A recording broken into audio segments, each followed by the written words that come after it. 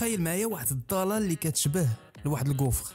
هذه ماشي غير فكره معماريه للزواق، ولكن فيها واحد الدلاله هيكليه زوينه. هذه كتسمى دال اكيسون، وهي الضاله اللي كتخدم بجوج تاع الاتجاهات، يعني كتحمل الاثقال وكتدوزهم في الاتجاهين. من خلالها نقدر نوصلوا ل 30% اخف من الوزن الا كنا خدمنا مثلا بضاله عامره، وحتى ممكن نوصلوا لصلابه اقوى بزاف من هذه الاخيره. دال اكيسون كتحيد الوزن من البلايص اللي البيطون ما كيخدمش فيهم، وكتخليهم في الاماكن اللي محتاجه مقاومه. يعني هذا هو البرانسيب ديالها.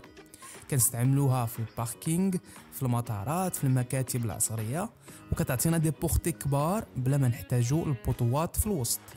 ولكن المشكل هو الكوفراج ديالها شويه معقد، وكيحتاج واحد اليد عامله متمرسه في التنفيذ.